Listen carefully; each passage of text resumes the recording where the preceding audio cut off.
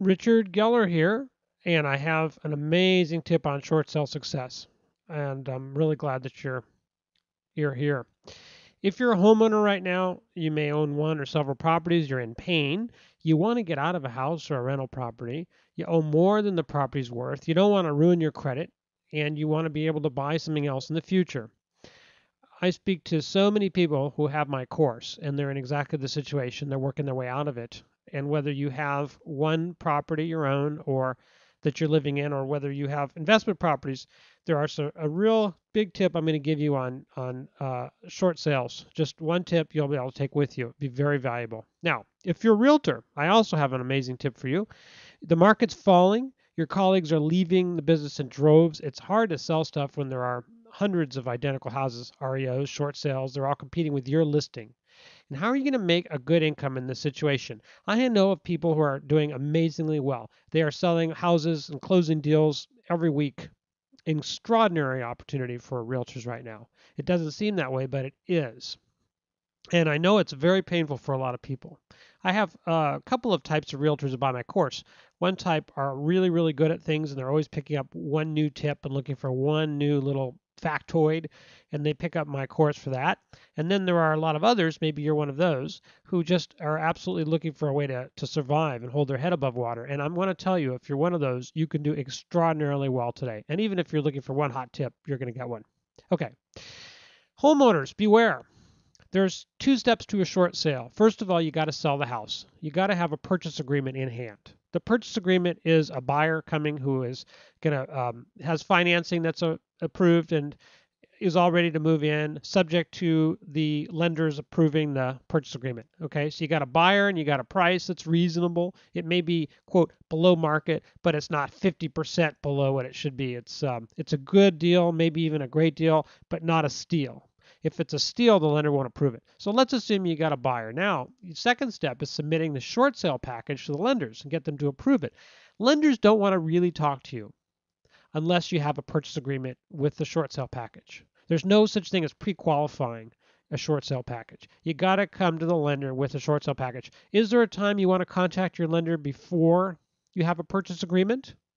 Yes. If you're in foreclosure, if you're late, you want to keep contact with your lender. Let them know what you're doing. But as far as a short sale goes, when you're really serious, you've got a purchase agreement. That's when the lender is going to get serious, not until then.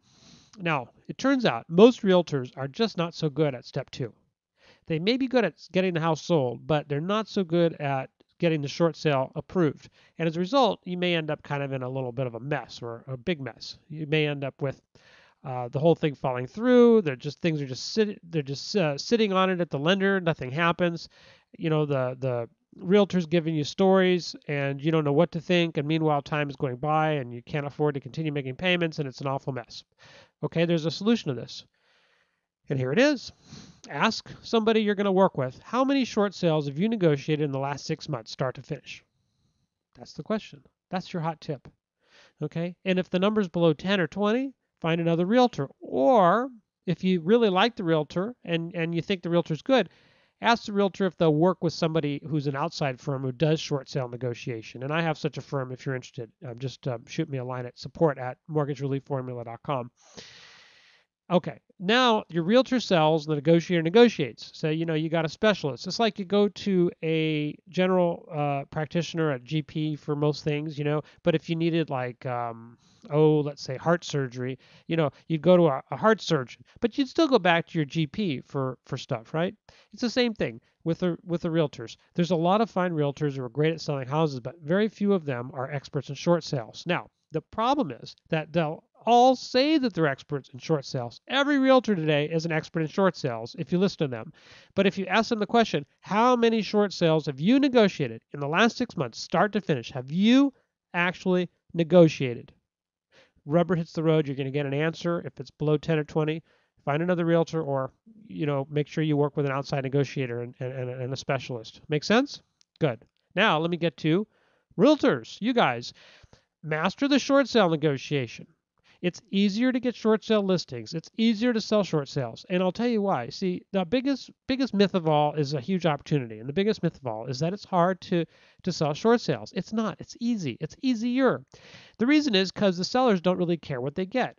The only thing is that you just price the property low, you try to get multiple offers quickly, and you submit the short sale to the lender, or you find someone else to negotiate the first few deals for you. See, the seller normally in a normal market, the sellers are all over you. You know, they want to get a high price, and they're saying, I need to get this, I need to get that.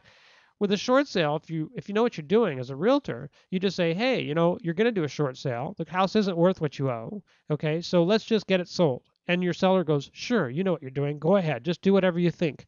So you have complete free reign, and you can really get that house sold quickly, and you can build trust. And there's just amazing opportunities with realtors and short sales. It's way easier doing short sales than regular sales. And now my hottest tip for you realtors today, the 30-day listing. Don't go for long listings. Get the whole house sold in 30 days. Here's how. Approach people who have listings expiring, obviously. Ask for a 30-day listing. Do the 9-day house sale. You're going to meet at that inspection period. You're going to meet, there's a 2-day inspection period. You're going to meet 30 or 50 new buyer prospects. So you could sell a house every weekend because now you got those guys, and then you got them. They see how successful you are, and then they want to work with you and they want to buy stuff. And some of them are actually sellers because they're how it is. A third of the people that come in are actually trying to sell their house and are there just to scout out what their neighbor's doing. And they're going to see how you get 30 or 50 buyers in the looking around, and they're going to go, whoa, I want you to sell my house. And you're just going to go with listings and buyers. You could just go crazy with this. Just sell a house in a weekend, rinse and repeat. Imagine how you could do that. That's my hot tip. You agree that's pretty hot, right? So thank you for watching. Don't take my information as legal advice. I'm not making any earnings claims. I may be totally off my rocker. I'm some guy on the internet. Talk to you soon. Bye-bye.